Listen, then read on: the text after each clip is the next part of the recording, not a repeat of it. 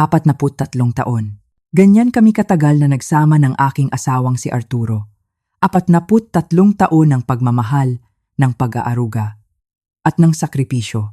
Dahil sa pagmamahal, ibinigay ko ang lahat.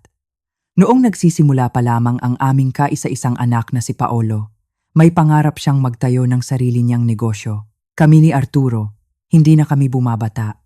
Ang kaunting ipon namin na para sana sa aming pagtanda, ang pera na dapat sana'y magbibigay sa amin ng tahimik at maginhawang buhay, ay ibinigay namin sa kanya. Walang pag-aalinlangan. Para sa'yo ito, anak, sabi ko sa kanya noon habang inaabot ang passbook. Ang tagumpay mo ay tagumpay na rin namin. Hindi ko makakalimutan ang saya sa kanyang mga mata. At nang ipakilala niya sa amin si Katrina, ang babaeng kanyang pakakasalan, tinanggap ko siya na parang tunay na anak. Ang bahay namin, na pinaghirapan namin ni Arturo, ay naging bahay na rin nila. Ang kaligayahan ng aking anak ay kaligayahan ko na rin. Ang buong akala ko, ito na ang sukli sa lahat ng aming paghihirap. Isang masaya at buong pamilya sa aming pagtanda. Ang buong akala ko, ang magiging payapa na ang lahat. Ngunit, ang pagmamahal na ibinigay ko ay sinuklian ng lason. Ang tiwalang ipinagkaloob ko ay dinurog ng walang awa. Ang gabi na iyon ang sumira sa lahat, nakahain ng paborito nilang kaldereta. Ang lamesa ay maganda, kumikinang ang mga kubyertos na minana ko pa sa aking ina. Ang ilaw mula sa aming lumang chandelier ay nagbibigay ng init sa buong silid. Isang perpektong larawan ng masayang pamilya. Isang kasinungalingan. Buong gabi, ramdam ko ang bigat sa hangin. Ramdam ko ang pag-iwas sa akin ng aking asawa, si Arturo. Ramdam ko ang kakaibang ngiti sa mga labi ng aking manugang, si Katrina. Mayroon siyang itinatagong isang bagay. Isang bagay na madilim at matagumpay, hanggang sa inanunsyo niya.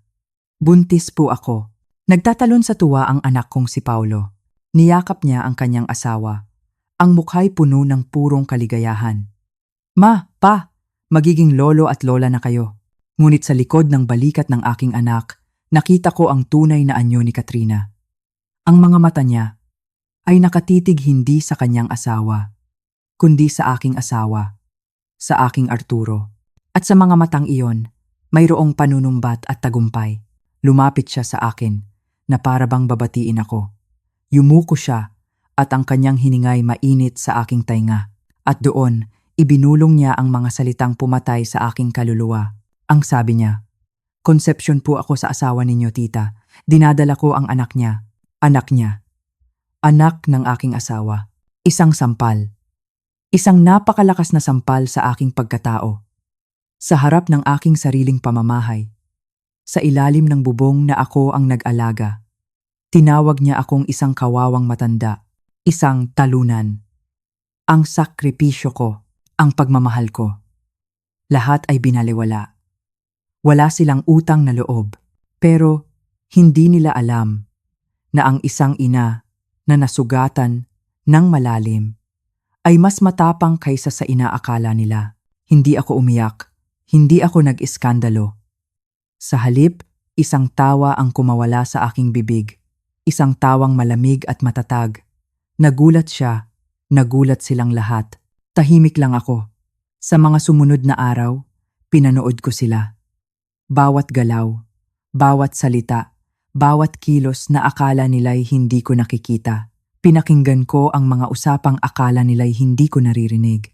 Dahil mayroon silang isang bagay na hindi alam. Mayroon akong alas na hindi nila inaasahan. Hindi nila alam na ang babaeng tinapakan nila ay ang tunay na may-ari ng lahat. Hindi nila alam na ang bawat kasinungalingan ay may katumbas na kabayaran. Darating ang araw ng paniningil. At sa araw na iyon, huli na ang lahat para sa kanila. Luluhod sila sa aking harapan, magmamakaawa. Ngunit ang pusong minsan nilang dinurog ay natuto ng maging bato. Ito ang aking kwento. Ang kwento kung paano ko binawi ang lahat ng inagaw sa akin.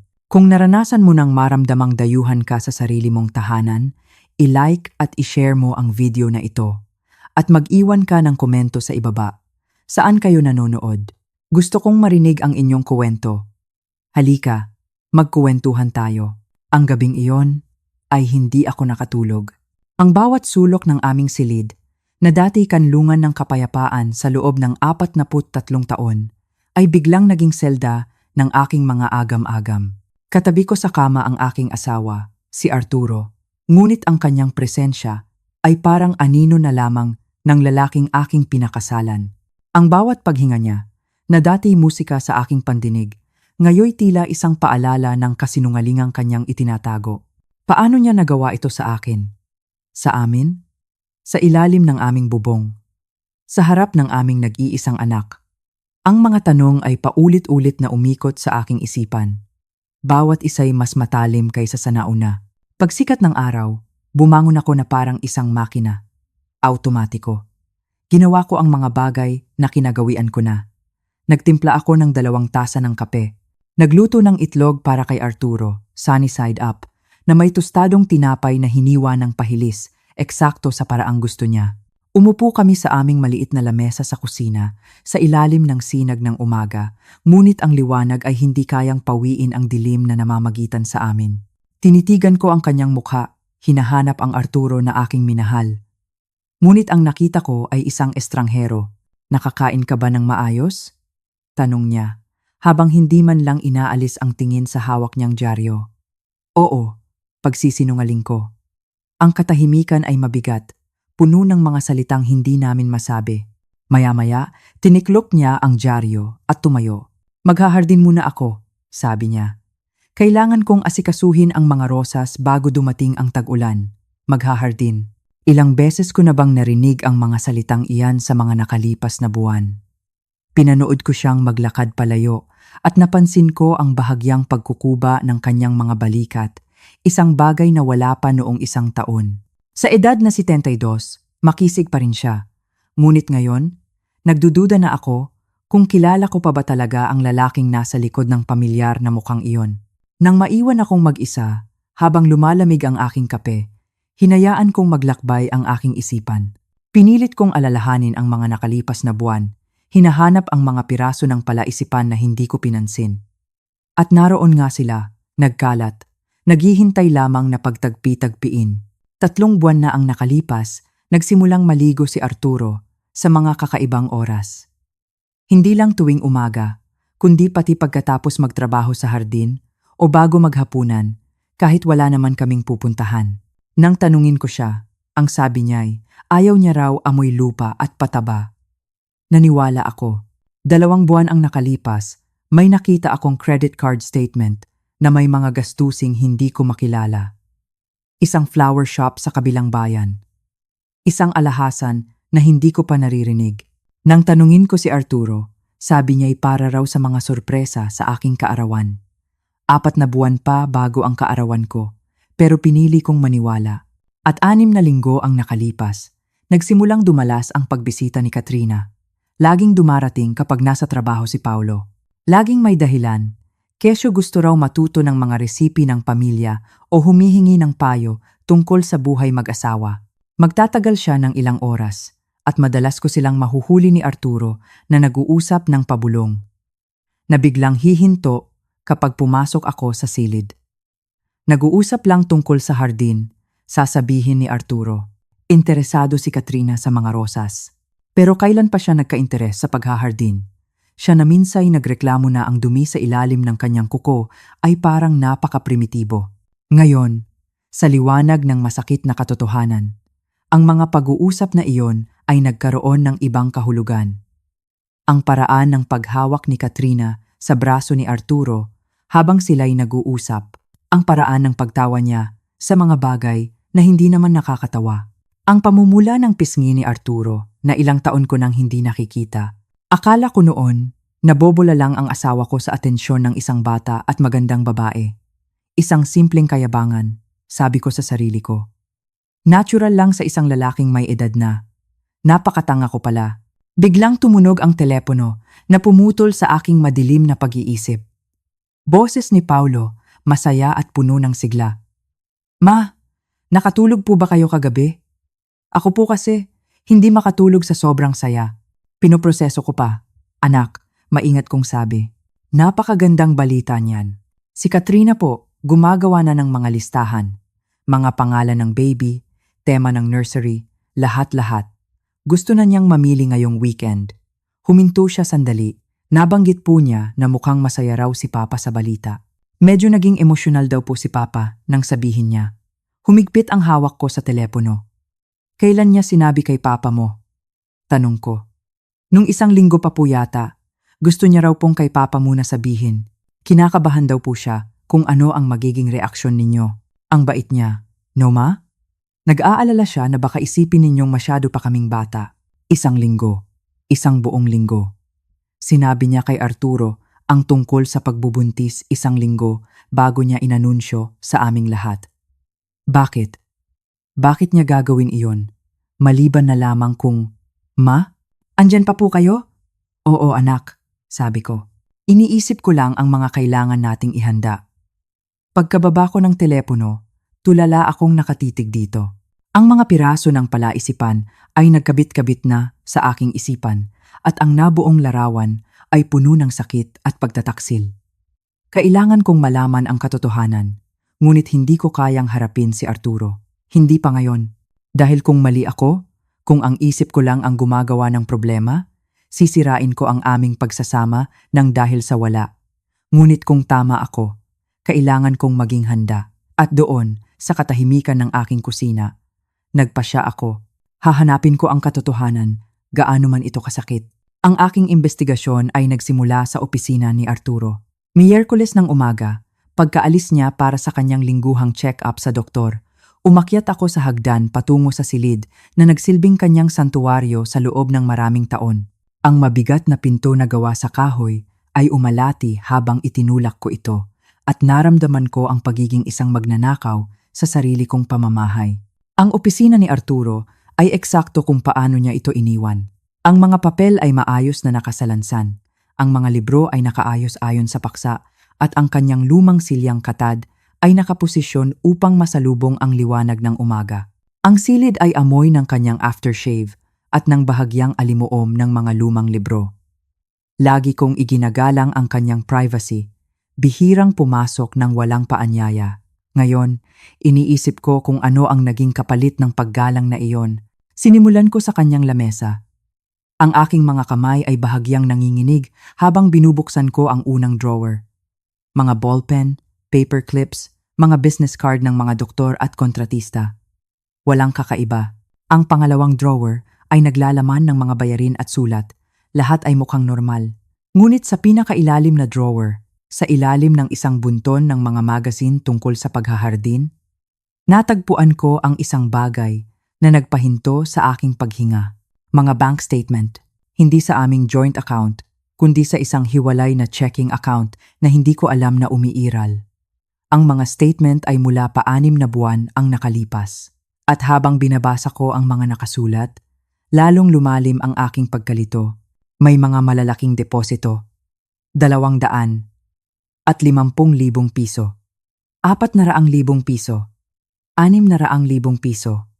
Naglitawan na parang kabute. At may mga withdrawal din. Laging cash. Laging mga numerong bilog. 100,000 piso. 175,000 piso. 350,000 piso. Saan nanggagaling ang ganito kalaking pera? At mas mahalaga, saan ito napupunta? Kinuhanan ko ng litrato ang mga statement gamit ang aking telepono. Ang aking mga kamay ay nanginginig ng husto kaya't kinailangan kong kumuha ng ilang beses para maging malinaw ang mga imahe. Pagkatapos, maingat kong ibinalik ang lahat sa dati nitong lugar at isinara ang drawer. Ngunit hindi maalis sa isip ko ang pakiramdam na mayroon akong isang mahalagang bagay na hindi nakikita. Isang tunog ng sasakyan sa driveway ang nagpatakbo sa akin sa bintana. Hindi sedan ni Arturo, kundi ang pilak na kotse ni Katrina. Pinanood ko siyang lumabas, suot ang maong at isang hapit na sweater na nagpapakita ng kanyang hubog. Ngunit hindi siya tumuloy sa pinto sa harap. Sa halip, umikot siya sa gilid ng bahay, patungo sa hardin sa likod. Ito na ang aking pagkakataon. Dahan-dahan akong bumaba at pumwesto sa kusina, kung saan tanaw ko ang hardin. Papalapit si Katrina kay Mang Cardo, ang aming hardinero, na noon ay nagwawalis ng mga tuyong dahon malapit sa matandang puno ng mangga. Nagsimula silang mag-usap. Nag-usap sina Katrina at Mang Cardo. Ang kanilang mga kilos ay nagpapahiwatig ng isang pagkakakilala na mas malalim kaysa sa inaasahan ko. Hindi ko akalain na ganoon sila kalapit sa isa't isa. Ang kanilang usapan ay maikli, ngunit tila matindi. Si Mang Cardo ay paulit-ulit na umiiling, habang si Katrina naman ay tila may ipinipilit. Sa isang punto, may dinukot si Katrina mula sa kanyang bag. Isang puting sobre. Lumingalinga muna si Mang Cardo sa paligid na may kaba bago ito kinuha at mabilis na isinilid sa bulsa ng kanyang jacket. Pera. Binibigyan niya ng pera si Mang Cardo. Ngunit bakit? Bakit bibigyan ni Katrina ng pera ang aming hardinero? Si Arturo ang namamahala sa lahat ng gastusin sa bahay, kasama na ang sahod ni Mang Cardo. Bago ko pa maproseso, nang buo ang aking nakita. Isa pang sasakyan ang pumasok sa aming driveway, ang asul na Honda ni Paulo. Napanood kong bumaba ang aking anak at kumaway sa kanyang asawa. Agad namang humiwalay si Katrina kay Mang Cardo at nagmamadaling lumapit kay Paulo na may maningning na ngiti. Surprise! Narinig kong sigaw niya habang niyayakap ang aking anak. Sana maabutan kita para mananghalian. Tumawa si Paulo, iniikot-ikot pa ang asawa. Anong ginagawa mo rito, mahal? Gusto ko lang sanang tingnan ang hardin kasama si Mang Cardo, malambing niyang sagot. Alam mo na, gusto kong matuto tungkol sa mga halaman, lalo na't nalaman nating magkaka-baby na tayo. Napaka-inosente ng kanyang dahilan. Napakakapani-paniwala, ngunit nakita ko ang sobre. Nakita ko ang kaba sa mga mata ni Mang Cardo. Hindi ito tungkol sa paghahardin. Habang naglalakad sila papasok ng bahay, mabilis akong lumipat sa sala at nagpanggap na nagbabasa ng magazine. Pumasok sila sa pinto. Ang braso ni Paulo ay nakaakbay sa kanyang asawa. Parehong nagliliwanag sa kaligayahan. Ma! Tawag ni Paulo. Tingnan niyo po kung sino ang naabutan kong nakikipag-usap sa ating hardinero. Nakikipag-usap? Sinubukan kong gawing magaan ang aking boses. Tumawa si Katrina. Ang tunog na iyon na laging parang pilit. Tinanong ko lang po si Mang Cardo kung anong mga bulaklak ang maganda para sa kwarto ng baby, sabi niya. Naisip ko po kasing baka pwede tayong magtanim ng isang maliit na hardin para sa ating anak. Anak namin? Ngunit hindi naman kay Paulo ang bata, hindi ba? Ang bata ay napakagandang ideya niyan, narinig kong sabi ko. Matalino talaga si Mang Cardo. Opo, sang-ayon ni Katrina. Ang kanyang mga mata ay sumasalubong sa akin na may halong hamon. Napakabait niya po at napaka-maalalahanin. May kakaiba sa paraan ng pagkakasabi niya ng maalalahanin na tila may mas malalim na kahulugan. Nanatili sila para sa tanghalian. Si Paulo ay walang tigil sa pagkukuwento tungkol sa mga paghahanda para sa baby, habang si Katrina ay tahimik at mapagmasid. Paminsan-minsan, ang kanyang tingin ay napupunta sa bintana na nakatanaw sa hardin, kung saan si Mang Cardo ay nagtatrabaho pa rin. Tila siya kinakabahan. Balisa, hindi tulad ng kumpiyansang babae na nagbagsak ng bomba sa hapunan 2 gabi na ang nakalipas. Okay ka lang ba, mahal? Tanong ni Paulo. Napansin ang pagkalito ng asawa. Pagod lang, mabilis niyang sagot. Dahil siguro sa paglilihi. Ngunit habang pinag-aaralan ko ang kanyang mukha, hindi pagod ang nakita ko. Nakita ko ang pagkalkula, pag-aalala. Ang ekspresyon ng isang taong ang mga maingat na binuong plano ay maaaring masira. Pagkaalis nila, pinanood ko si Mang Cardo na magtrabaho ng 1 pang oras. Tila siya hindi mapakali, palaging sumusulyap sa bahay, sa kalsada, sa kanyang truck na nakaparada sa labas. Anuman ang laman ng sobrang iyon na ibinigay ni Katrina, malinaw na nagdulot ito ng malaking pagkabahala sa kanya. Nang gabing iyon, nang umuwi si Arturo mula sa kanyang appointment, balisa rin siya. Halos hindi niya ginalaw ang kanyang hapunan. Tinutulak-tulak lang ang pagkain sa kanyang plato habang nakatingin sa malayo. May problema ba? Tanong ko. Wala, automatiko niyang sagot. Iniisip ko lang ang hardin. Baka kailangan kong palitan ang mga rosas sa susunod na taon. Ngunit hindi rosas ang nasa isip niya. Ang kanyang isip ay malinaw na nasa ibang lugar. Tumunog ang telepono habang nagliligpit kami ng hapunan. Sinagot ito ni Arturo at napanood kong namutla ang kanyang mukha habang nakikinig. Oo, mahina niyang sabi. Oo, naiintindihan ko. Bukas ng gabi, darating ako. Ibinaba niya ang telepono at nanatiling nakatayo. Ang kamay niya'y nasa ibabaw pa rin nito. Sino yon? Tanong ko. Wala yon, sabi niya, ngunit ang kanyang boses ay pilit. May kailangan lang akong lakarin bukas pagkatapos ng hapunan. Isang lakad sa gabi. Sa loob ng 43 taon naming pagsasama, hindi kailanman nagkaroon ng misteryosong lakad sa gabi ang aking asawa. Ang lambong ng kasinungalingan ay lalong kumakapal sa aming tahanan at nararamdaman kong malapit na akong malunod. Ngunit kailangan kong lumangoy. Kailangan kong malaman ang katotohanan bago tuluyang gumuho ang lahat. Ang umaga ng Biyernes ay dumating na kulay abo at may ambon na bumagay sa aking nararamdaman. Maagang umalis si Arturo. Ang sabi niya'y pupunta sa hardware. Ngunit tumigil na ako sa paniniwala sa kanyang mga paliwanag. Matapos mawala ang kanyang sasakyan sa aming kalsada, umakyat ako sa hagdan patungo sa lumang silid ni Paulo. Mayroon akong layunin. Isang layunin na hindi ko naramdaman sa loob ng maraming araw. Ang silid ay ipinaayos na namin mula nang lumipat si Paulo. Mula sa magulong kwarto ng isang teenager, ito'y naging isang malinis na guest room na may mapusyaw na asul na pader at puting mga muebles. Ngunit sa mga madalas na pagbisita ni Katrina, nag-iwan siya ng maliliit na bakas ng kanyang pagkatao. Isang sedang bandana na nakasabit sa salamin, mamahaling losyon sa tabi ng kama, isang bunton ng mga magazine sa upuan sa tabi ng bintana. Sinimulan ko sa aparador, maingat na sinuri ang bawat drawer. Mga damit, alahas, walang kakaiba. Ngunit sa pinakailalim na drawer, sa ilalim ng isang tumpok ng mga mamahaling sweater, may nakapa ang aking mga daliri. Isang bagay na hindi dapat naroon. Isang Manila folder, nakatago na parang isang kontrabando. Sa loob nito ay mga dokumento na nagpatigil sa pagdaloy ng dugo sa aking mga ugat. Mga bank statement mula sa isang account na nakapangalan kay Paulo na may mga transaksyong alam kong hindi kailanman ginawa ng aking anak. Malalaking cash withdrawal na mula pa 8 buwan ang nakalipas. Ang mga halaga ay nakakagulat. 750,000 piso, 1,000,000 piso, 1,250,000 piso. Mas malaki pa sa sahod ni Paulo sa loob ng kalahating taon. Ngunit hindi lang iyon. May mga credit application sa pangalan ni Paulo para sa mga card na hindi ko kailanman narinig na nabanggit niya. Mga loan document para sa mga halagang wawasak sa kanyang pinansyal na katayuan. At sa ilalim ng folder, isang listahan, sulat kamay sa eleganteng pagsulat ni Katrina, mga pangalan ng kumpanya, at mga katumbas na halaga.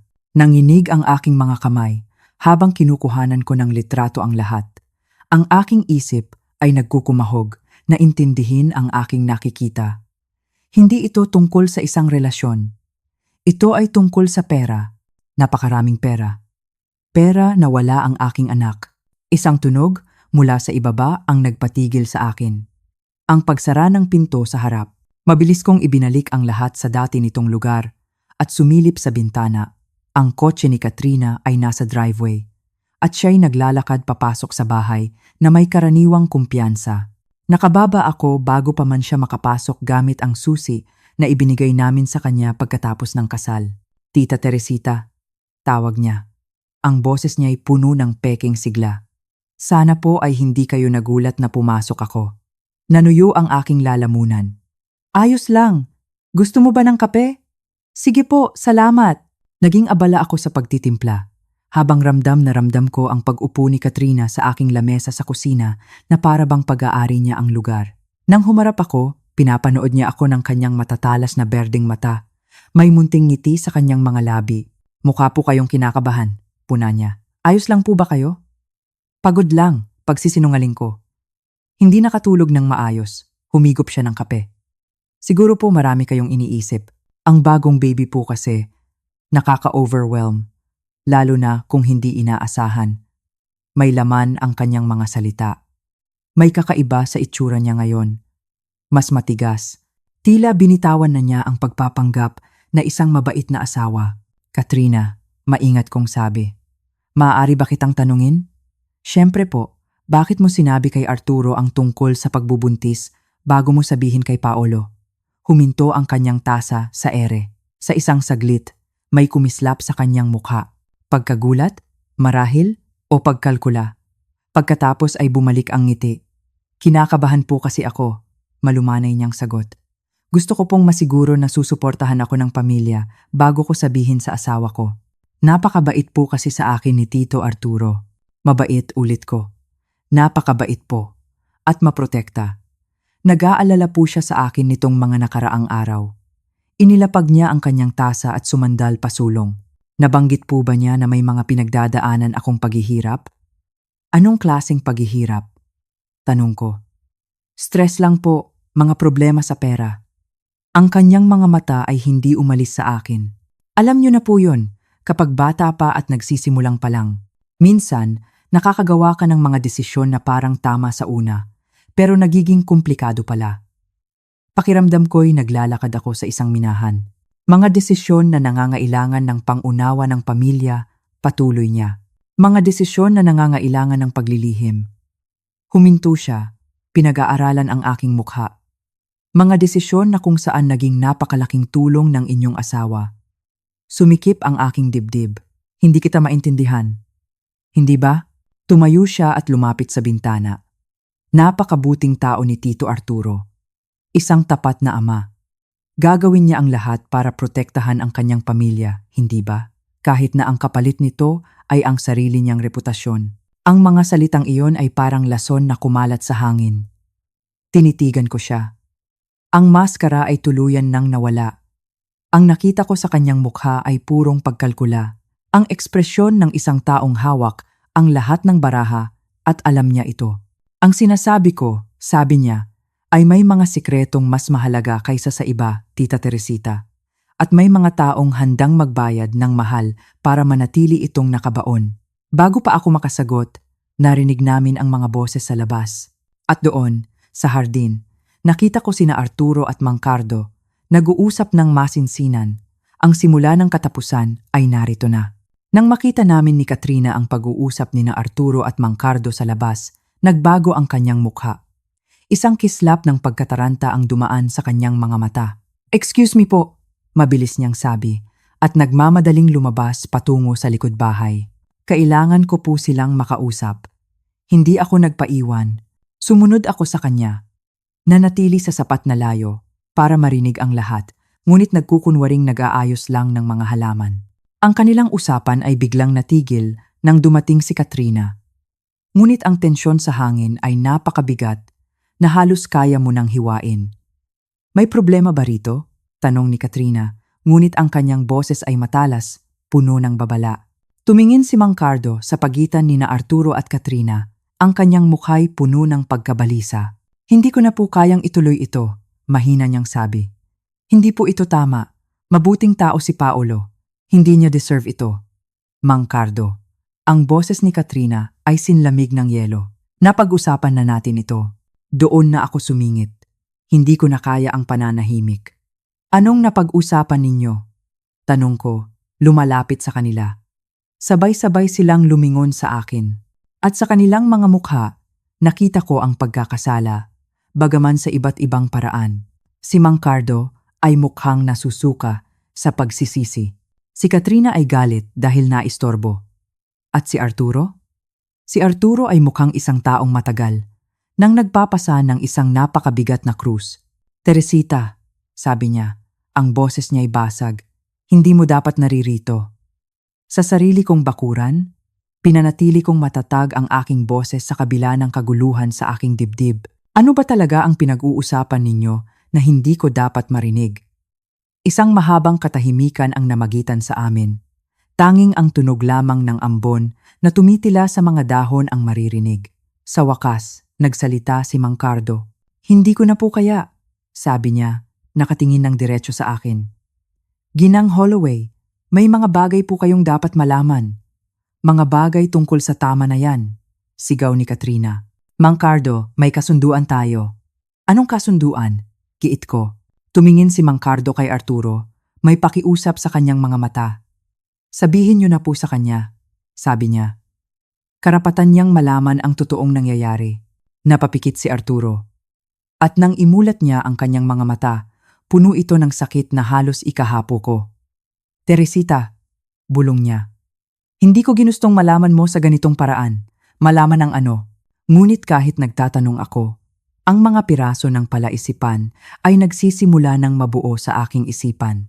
Ang mga bank statement sa itaas, ang mga misteryosong lakad, ang mga pahiwatig ni Katrina tungkol sa mga sikreto at proteksyon. Hindi ito ang iniisip mo, apurahang sabi ni Arturo. Hindi ito ang gusto niyang isipin mo. Tumawa si Katrina. Isang tawang parang tunog ng nababasag na salamin. Pero iyan mismo ang iniisip niya, hindi ba, Tita Teresita? Ang iyong tapat na asawa, nakikipagrelasyon sa asawa ng sarili niyang anak. Napaka-klise. Tinitigan ko ang aking asawa, hinahanap ang katotohanan sa kanyang mukha. Hindi ako nakikipagrelasyon sa kanya, Teresita, sabi ni Arturo. Ang boses niya'y nanginginig. Hinding-hindi ko iyon magagawa. Huminto siya. Walang magawang tumingin kay Katrina. Pero hindi ko maipaliwanag nang hindi. Nang hindi ano? Giit ko. Nang hindi sinisira ang buhay ng anak natin. Si Katrina ang nagtapos para sa kanya, ang ngiti niya'y puno ng tagumpay. Nakikita mo, tita, mahal ng asawa mo si Paulo para sabihin sa kanya ang katotohanan tungkol sa asawa niya. Tungkol sa mga ginagawa ko. Tungkol sa mga alam ko. Tila umikot ang mundo sa paligid ko. Alam mo ang tungkol sa ano? Humakbang si Mang Cardo. Ang mukha niya'y maputla ngunit determinado. Tungkol po sa pera, mahina niyang sabi. Tungkol po sa ginagawa ni Sir Paulo para bayaran ang mga utang niya sa sugal. Tungkol sa mga account na ipinabukas niya, sa mga loan na kinuha niya. Mang Cardo, babala ni Katrina. Ngunit nagpatuloy si Mang Cardo, ang mga salita ay bumuhos na parang matagal na niyang kinikimkim. Binablackmail niya po si Ginoong Arturo, sabi niya. Tinatakot na sisirain niya si Paulo kung hindi siya makikipagtulungan sa mga kasinungalingan niya. Pinipilit siyang magpanggap na may relasyon sila para pagtakpan ang tunay niyang ginagawa. Halos manghina ang aking mga tuhod. Napahawak ako sa bakod para masuportahan ang sarili. Nakatitig sa tatlong mukha sa aking harapan. Utang sa sugal.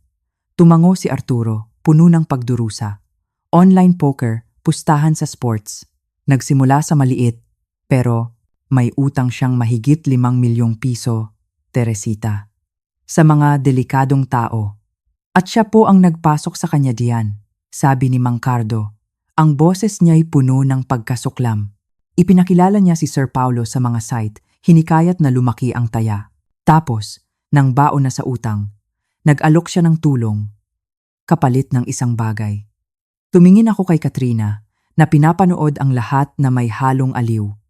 Anong kapalit? Tanong ko. Katahimikan. Simpleng sagot niya. Kooperasyon. Isang kasal na magbibigay sa akin ng access sa yaman ng pamilya ninyo. Inilipat niya ang kanyang kamay sa kanyang tiyan. At isang insurance para sa hinaharap. Ang baby, bulong ko. Hindi kay Paulo? Akin po? Mahinang pag-amin ni Mang Cardo. Ang katahimikang sumunod ay nakakabingi. Ang ulan ay patuloy na pumapatak sa paligid namin, ngunit halos hindi ko na ito napapansin. Lahat ng akala kong alam ko tungkol sa aking pamilya, sa aking pagsasama, sa mga nakalipas na buwan, ay gumuho na parang kastilyong buhangin. Pumalakpak si Katrina.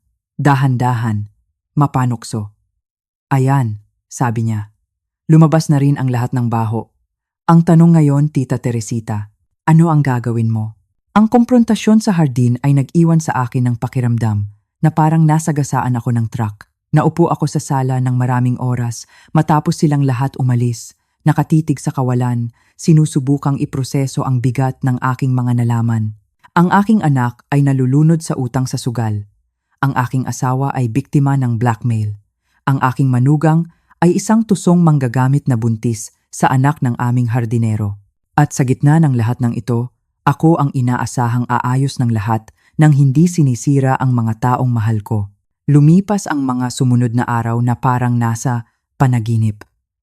Naglalakad kami ni Arturo sa paligid ng isa't isa na parang mga multo. Alam naming pareho na nagbago na ang lahat, ngunit wala pa sa amin ang handang harapin ito.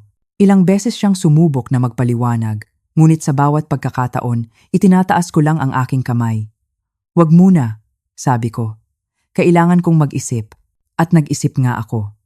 Tungkol sa pagsusugal ni Paulo, kung paano ko hindi napansin ang mga senyales.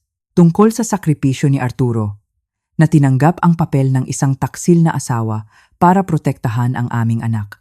Tungkol sa sapot ng kasinungalingan at manipulasyon ni Katrina.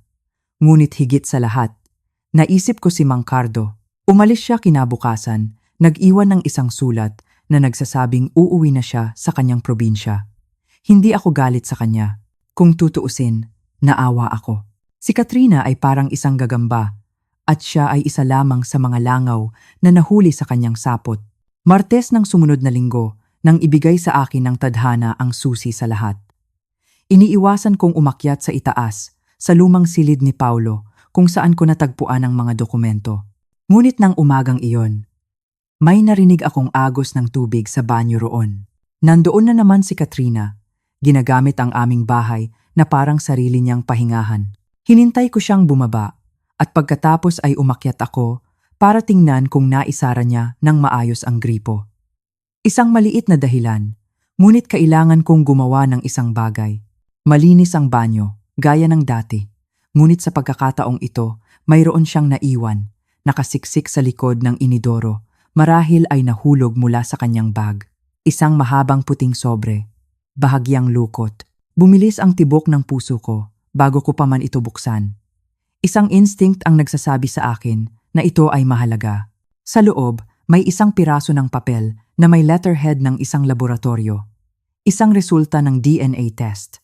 Nanginig ang aking mga kamay habang binabasa ko ang mga teknikal na salita na nagsasabi ng katotohanan. Paternity test results. Ina, Katrina Holloway. Anak, hindi pa isinisilang. Sinasabing ama. 1. Paolo Holloway. Ibinukod. Posibilidad ng pagiging ama, 0%. Sinasabing ama, 2. Cardo Santos. Hindi ibinukod. Posibilidad ng pagiging ama, 99.7%. Napaupo ako sa takip ng inidoro. Nanginginig ang papel sa aking mga kamay. Narito na, ang pruweba. Hindi kay Paolo ang bata, hindi rin kay Arturo, kay Mang Cardo. Ngunit bakit siya kukuha ng paternity test? Kung balak niyang palabasin na kay Paolo ang bata, bakit niya isusugal na kumpirmahin ang katotohanan? Ang sagot ay dumating sa akin na parang kidlat. Insurance. Ito ang kanyang insurance policy. Ang kanyang pruweba na kaya niyang sirain ang aming pamilya anumang oras. Narinig ko ang mga yabag sa hagdan. Mabilis kong tiniklop ang papel at isinilid sa bulsa ng aking cardigan. Pagdating ni Katrina sa pinto ng banyo, mahinahon na akong tinitingnan ang gripo. Nag-usap kami ng maikli. Ang bawat salita ay may nakatagong kahulugan. Bago siya umalis, kaswal niyang sinabi na may nawawala siyang isang bagay sa kanyang bag. Itinanggi kong may nakita ako, habang ang kamay ko'y nasa ibabaw ng aking bulsa, kung saan ang papel ay marahang lumilikis-kis. Nang gabing iyon, pinuntahan ko si Arturo sa kanyang opisina. "Puwede ba tayong mag-usap?" tanong ko. Ipinakita ko sa kanya ang resulta ng DNA test. Namutla siya. Doon, sa wakas, nag-usap kami ng totoo. Inamin niya ang lahat. Ang dahilan niya sa paglilihim ang takot na masaktan ako, na makita kong masira si Paulo. Ang takot na makita kong tingnan si Paulo sa paraang tiningnan ko ang sarili kong ama, na isa ring sugarol. Naluha siya. Ang unang pagkakataon na nakita kong umiyak ang aking asawa sa loob ng 20 taon. Pero hindi siya kasing talino ng inaakala niya. Sabi ko, itinaas ang papel. Nagkamali siya. Tumingin sa akin si Arturo. May pag-asa sa kanyang mga mata. "Ano ang iniisip mo?" Tumayo ako, mas determinado kaysa dati. "Iniisip ko," sabi ko, "na oras na para sa isang hapunan ng pamilya. At sa pagkakataong ito, ako naman ang magbibigay ng sorpresa." Inabot ko ng 3 araw ang pagpaplano ng hapunan na iyon. Bawat detalye ay dapat perpekto. Inanyayahan ko sina Paulo at Katrina para sa hapunan sa linggo. Isang selebrasyon daw para sa baby. Nagluto ako ng lahat ng paborito ni Paolo. Dumating si Katrina na suot ang isang maluwag na bestida. Ang kamay ay laging nakapatong sa kanyang tiyan. Mukha siyang isang babaeng naniniwalang hawak niya ang lahat ng kapangyarihan. Sa gitna ng aming pagkain, sinimulan ko ang usapan. Alam nyo, sabi ko ng kaswal, iniisip ko ang tungkol sa lahi ng pamilya, tungkol sa genetics. Natigilan si Katrina. Ang galing na ng siyensya ngayon, di ba? Patuloy ko. DNA testing. Paternity confirmation. Nakakamangha talaga. Ang salitang paternity ay nanatili sa hangin. Ano pong kakaibang paksayan para sa hapunan? Sabi ni Katrina, pilit na pinapanatili ang kanyang composure. Mahalaga yan, sa tingin ko, sabi ko. Tumayo ako at kinuha ang isang Manila envelope mula sa aparador. Katrina, iha, sabi ko. Ang boses ko'y mahinahon ngunit hindi matitinag. Tingin ko'y may naiwan ka sa banyo ko noong isang linggo. Inilapag ko ang resulta ng DNA test sa kanyang harapan. Ang papel ay tila nagniningning sa ilalim ng ilaw. Kinuha ito ni Paolo, litong-lito. Ano to? At doon, napanood kong magbago ang mukha ng aking anak habang binabasa niya, mula sa pagkalito, patungo sa pagkaunawa, at sa huli, sa ganap na pagkasira. Hindi ko maintindihan, sabi ni Paolo. Ang boses niya'y halos isang bulong. Cardo Santos? Sino si Cardo Santos? Ang dati nating hardinero. Mahinang sagot ni Arturo. Tumingin si Paolo sa kanyang asawa, ang mga matay nagmamakaawa ng isang paliwanag. Ngunit si Katrina ay nanigas. Walang masabi, hindi sayo ang bata, anak. Marahan kong sabi, hindi kailanman naging sayo. Ang kasunod noon ay ang pinakamasakit na oras ng aking buhay, ngunit ito rin ang simula ng aming paghilom. Ang katotohanan, gaano man kapait, ay sa wakas, malaya na. Ang katahimikan na bumalot sa aming hapagkainan matapos mailantad ang lahat ay mas mabigat pa kaysa sa pinakamalakas na sigaw. Napanood kong gumuho ang mundo ng aking anak na si Paolo. Ang kanyang mukha ay isang maskara ng sakit na hindi ko kailanman nais na makita. Ang katotohanan ay bumagsak sa kanya, hindi lang tungkol sa sanggol, kundi tungkol sa lahat. Tungkol sa mga utang sa sugal na naging dahilan ng kanyang kahinaan. Tungkol sa manipulasyon na bumihag sa kanya sa sapot ni Katrina. Tungkol sa kung paano ginamit ang kanyang sariling kahihiyan laban sa kanya. Sinubukan pa ni Katrina na iligtas ang sarili. Naghabi siya ng isang desperadong kwento. Isang kwento kung saan siya ang biktima. Pinilit daw siya. Sinamantala daw ni Arturo ang kanyang kahinaan. Ngunit ang mga kasinungalingan ay wala ng kapangyarihan. Ang mga ito'y hungkag at malinaw na sa harap ng isang dokumentong hindi nagsisinungaling. Pinlano mo ito. Dahan-dahang sabi ni Paolo, ang mga piraso ng katotohanan ay nabubuo na sa kanyang isipan. Alam mo ang tungkol sa problema ko sa sugal. At lalo mo pa itong pinalala. Tinutulungan lang kita, protesta ni Katrina. Sa paanong paraan? Tanong ng aking anak. Ang boses niya'y basag. Sa pagbaon sa akin lalo sa utang? Sa paggamit ng aking kahihiyan para i-blackmail ang sarili kong ama? Wala siyang maisagot doon. At si Mang Cardo? Ang pangalan ay tila isang tinik sa lalamunan ni Paolo. Ginawa mo rin ba siyang kasangkapan sa laro mo? Hindi ko sinasadya, bulong ni Katrina. Nalulungkot ako at naging mabait siya sa akin. Kaya sinira mo rin ang buhay niya, mahinang sabi ni Paolo. Doon na nagsalita si Arturo. Ang boses niya'y puno ng bigat ng ilang buwang pananahimik. Anak, sabi niya, gusto kong malaman mo. Hindi ko siya ginalaw. Hinayaan kong isipin mo na mayroon akong relasyon sa kanya. Dahil hindi ko kayang makita kang harapin ang kahihiyan ng iyong pagsusugal. Akala ko, mapoprotektahan kita. Tumingin si Paolo sa kanyang ama. Ang mga matay puno ng pinaghalong sakit at pasasalamat. Pa, hindi niyo po kailangang gawin yon. Kailangan, sagot ni Arturo. Anak kita. Ngunit dapat sana. Nagtiwala ako sa iyong ina. At dapat sana, nagtiwala ako na mas malakas ka kaysa sa iyong mga pagkakamali. Ang paglilinis ay mabilis at tiyak. Nang gabi ring iyon, inimpake ni Katrina ang kanyang mga gamit. Ang kanyang mga maleta ay nakasalansan sa tabi ng aming pinto. Isang monumento ng kanyang kabiguan. Wala siyang mapupuntahan. Walang pamilyang tatanggap sa kanya. Walang mga kaibigan na hindi konektado sa mga kasinungalingang kanyang binuo. Paano ang bata?